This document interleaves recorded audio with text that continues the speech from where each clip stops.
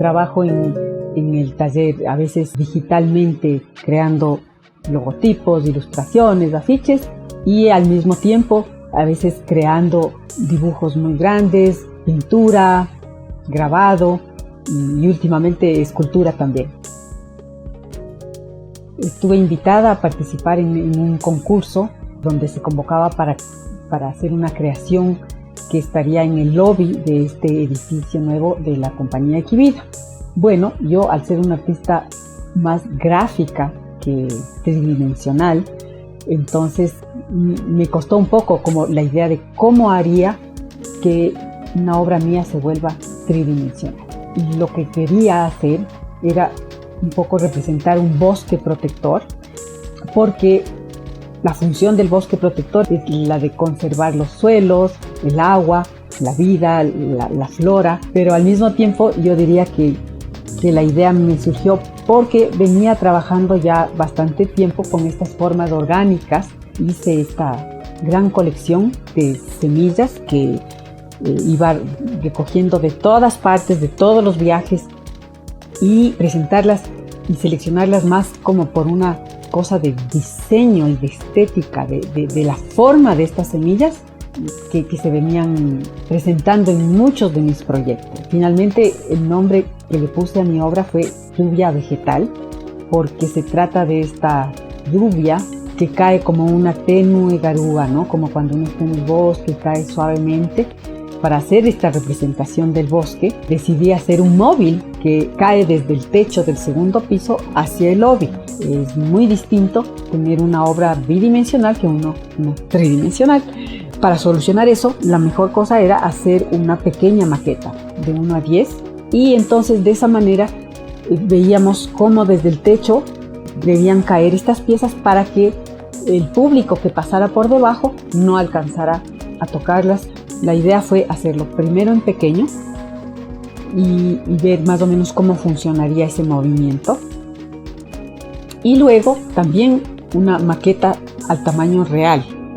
Fue realmente una buena idea hacer la maqueta, porque sí, el momento en que fuimos y colgamos estas piezas en cartón, eran de cartón corrugado y eran exactamente al tamaño que eran, ahí nos pudimos dar cuenta que estaban demasiado grandes, que podían ser un poco más chicas. Entonces hicimos que cada una se reduzca un poco en tamaño y que se puedan reunir un poco más hacia el centro, ¿no? Y de esa manera también alejarse un poco del balcón, que es el sitio donde la mayoría de la gente puede acercarse a ver la escultura. No queríamos que nadie desde el balcón pueda llegar a tocar una de las piezas. Entonces se reunió un poco más hacia el centro, y al mismo tiempo ver que al girar todas estas piezas no se toque la una con la otra, ni ningún cable tenga ningún problema de choque. Eran 17 formas y yo quería que hayan 17 tonos distintos de la naturaleza. Normalmente en mi trabajo uso muchos colores intensos, pero en este caso, como era un espacio abierto que no tenía un fondo plano, digamos, sino que iba a estar en la mitad de mucho movimiento y de muchos otros elementos arquitectónicos, entonces decidí que debían ser un poco más pastel. Hicimos varias combinaciones hasta que finalmente se escogió esta combinación de tonos acuas con verdes, donde de repente sale un rojo o un amarillo un poco más intenso. Una de las personas claves fue el ingeniero Nájera, que es el ingeniero dueño de esta compañía que se llama Promesif, donde construyen muchas cosas así que necesitan estudios físicos y de ingeniero. Y propuse lo que yo pensaba, ¿no? Que en un momento no estaba segura si iba a ser, podía ser en madera, podía ser en plexiglas, podía ser en papel, hasta en cerámica, en vidrio, ¿no? Entonces no podíamos usar algo tampoco que sea muy denso.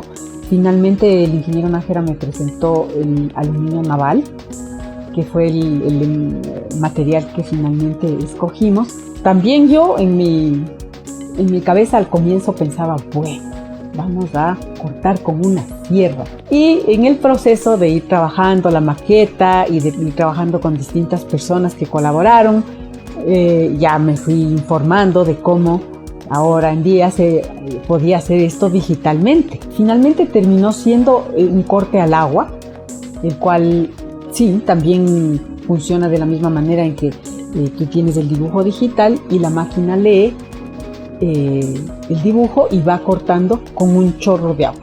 Muy impresionante también.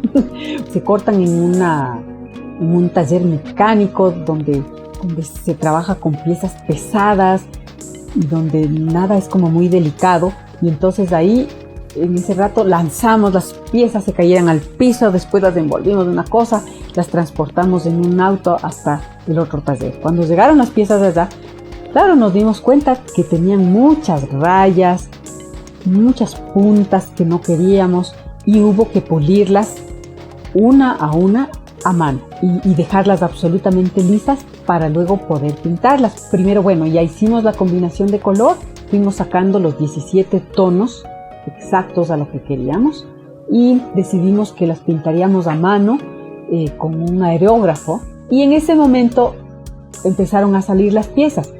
Bueno, empezamos a pensar, tal vez están muy mate, muy planas, y yo quise también que tengan un cierto satín, no una cosa muy brillante, sino que cogimos un pulimento de auto y a mano, una a una, fuimos dándole el brillo que queríamos. Entonces ese fue el acabado final de la pintura de poliuretano. Apenas terminábamos el trabajo de pulir cada una, las envolvíamos en unas suaves telas, franelas, con esponja en las puntas, que eran piezas frágiles. Entonces a cada pieza le hicimos como su envoltura. Equivida nos había dicho, bueno, ustedes tienen este espacio para colgar la obra, pero no pueden usar el techo ni dañar nada de lo que existe en nuestra construcción. Entonces ustedes tienen que suspenderse desde esas 2 vigas que existen en el techo, que son las vigas madres. Promesif, que es la compañía de ingenieros, me ayudó mucho con esto, y se hizo realmente un estudio muy preciso de cómo estos brazos se agarrarían a la viga madre y saldrían a una distancia exacta de donde debía caer la pieza con su cable para relacionarse una a otra y no golpearse entre sí y ocupar el espacio que debía ocupar, ¿no? Que nos habían prevenido un poco de que debía el proceso ser muy estricto. Entonces nos instruyeron un poco de cómo era el trabajo. Debía ser muy cuidadoso y con muchos seguros de vida para la gente que se colgaría del techo. Todo tipo de precaución. La altura de donde íbamos a colgar estaba a 7 metros desde el piso.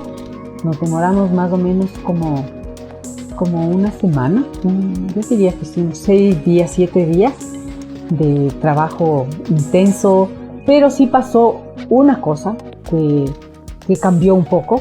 Llevamos la obra empacada pensando que vamos a tener esta área desocupada donde vamos a desempacar y desenvolver cada paquete para observar cada pieza, pero pasó que no estaba completamente terminada la construcción.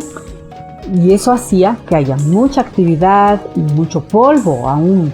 Así que nos tocó colgar la obra y dejarla empacada, pero a su vez pensar en cómo íbamos a quitarle el empaque a cada pieza que ya estaba colgada en el centro a 7 metros de altura.